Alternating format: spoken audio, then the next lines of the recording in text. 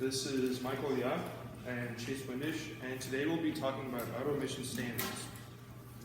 We'll go through the background of the topic and understand the auto emissions in the cars, the problem with these emissions, the solution criteria we needed, and the solution we ultimately chose, and why their solutions cannot compete with it, as well as a conclusion of the topic. To first give a background on auto emissions, we must understand why this sector is important at all. First, out of all greenhouse gas emissions emitted just 3 years ago, in 2017, transportation took a majority of the pie with 29%. Second, cars emit a lot of CO2 just from a gallon of gas. For example, the EPA states that with only 1 gallon of gasoline, 8,887 grams of CO2 are emitted, and 10,180 for diesel running engines. With the average car holding a capacity of approximately 16 gallons, this equates for over 142,192 grams of CO2 for a trip of gas with gasoline and 162,180 of CO2 for diesel. This information also states that if you're just driving 1 mile, your car emits over 404 grams of CO2. Fourth, drivers emit a lot of CO2 over the whole year, 4.6 metric tons of CO2 to be exact.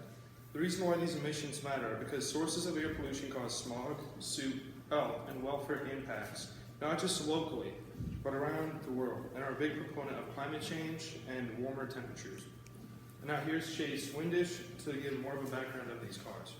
So in the world, there are 1.6 billion cars, and 91% of those cars have internal combustion engines, and only 9% are either hybrid and electric.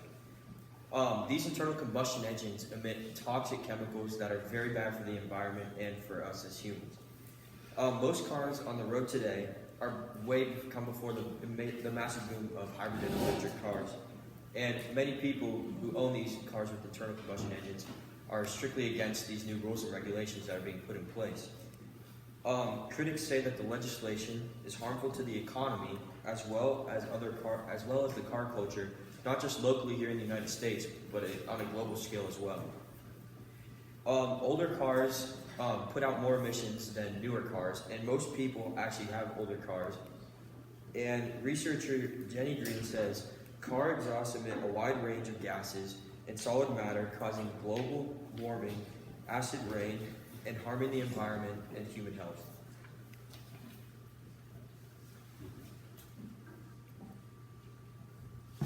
Now, for a solution to be considered viable for a problem, has to meet certain guidelines, and we have these guidelines in place to ensure that the solution will be effective for actually solving our problem. And these guidelines that we use is that the solution will be realistic, it will be efficient, and it will also be affordable. Now, the solution needs to be affordable because if it wasn't, it would unable to be used because of the money it would cost. If it's not efficient, it would take too long to solve the problem, and it might even give the problem enough time to spiral out of control. So one of the solutions we had in mind, one of the solutions we had in mind was removing older cars from the roads entirely. And now, while this would be a good solution because older cars account for most of the pollution from vehicles, it wouldn't be very realistic because we can't ensure that everyone will get rid of their older cars. Now, already some states are enlisting programs to help aid this, such as California with their Cash for Clunkers program, which gives people money in exchange for returning their older vehicle models. But as I said, this program is entirely voluntary, and we can't ensure that the public will actually take action with this. And so, in an effort to help strengthen this, we added this other part to the solution, which is to add laws which would also help getting rid of the older vehicles. So this, while it would also help, would be a problem because, as Congressman Frank Lucas says, the process of having a bill truly become a law is really lengthy and risky because this process can take up to a year, and it also includes many stages that could completely wipe out this law.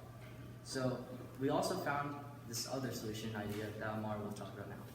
All right, so we had another solution idea in mind. In 2016, U.S. President Donald J. Trump suggested a massive deregulation. 40% of President Barack Obama's era regulations regarding auto emission standards.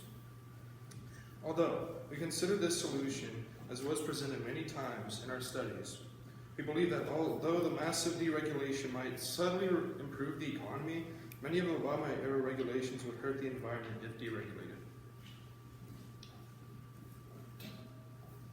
The solution we ultimately came up with is to remove existing regulations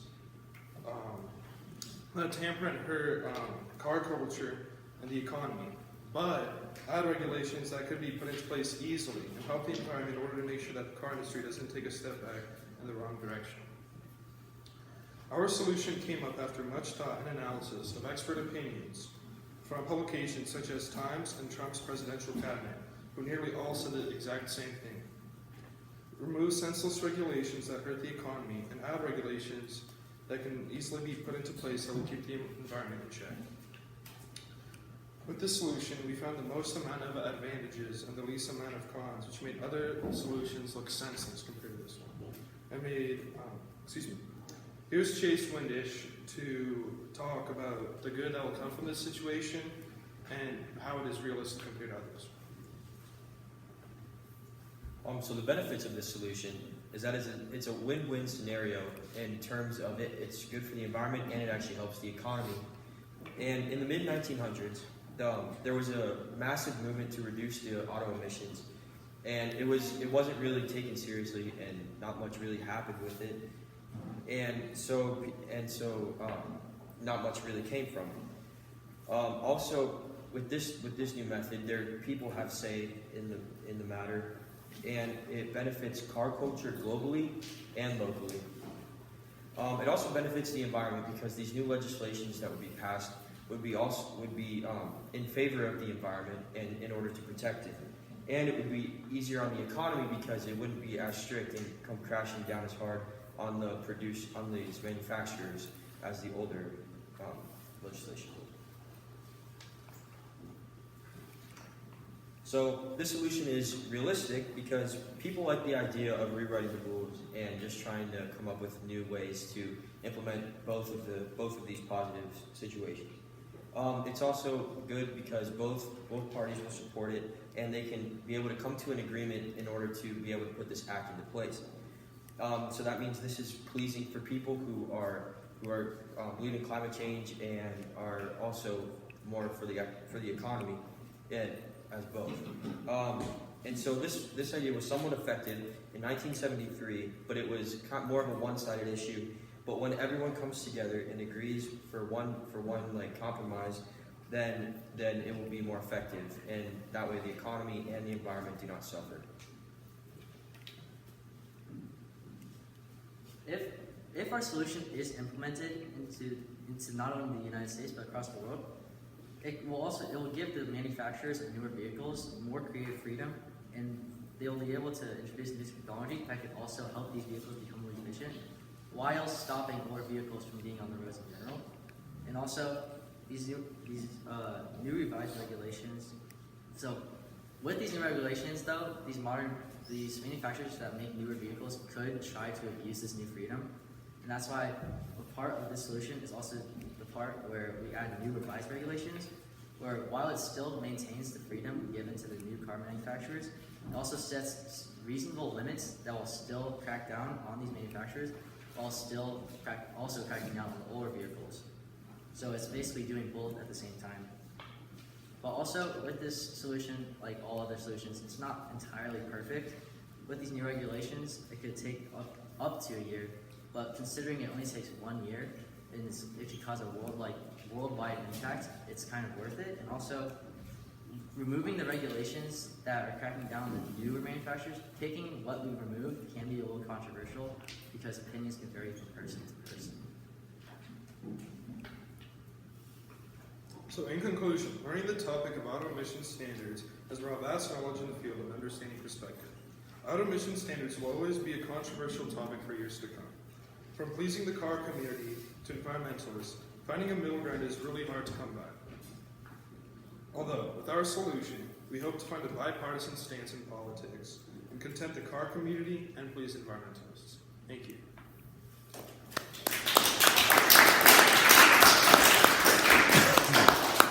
Okay, good guys. Got a couple of questions for you, so we'll just move our way across.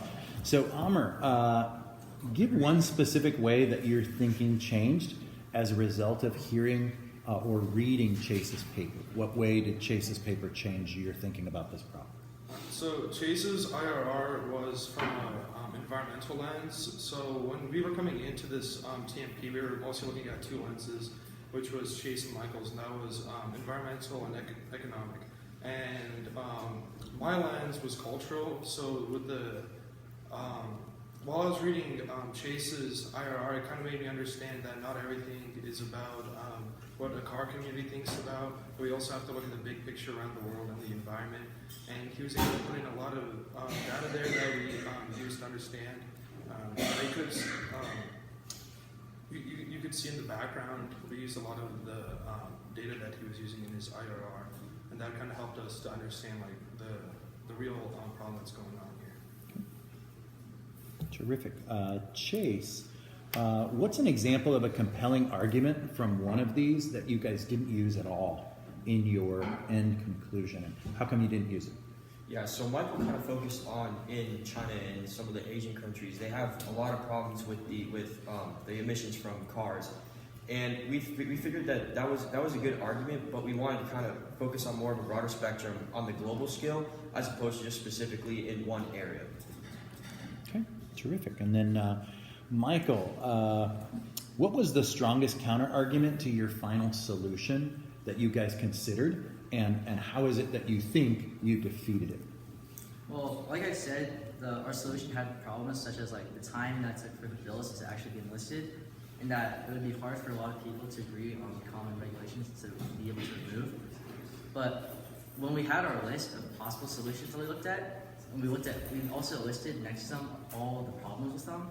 When we looked at other problems, this one was most realistically able for people to come together, because other solutions had problems that were literally unable to be solved, such as economical problems and being able, environmental problems that would cause irreversible damage in some places. So this was the most realistic to have the problem be solved. Terrific. Thanks again, guys.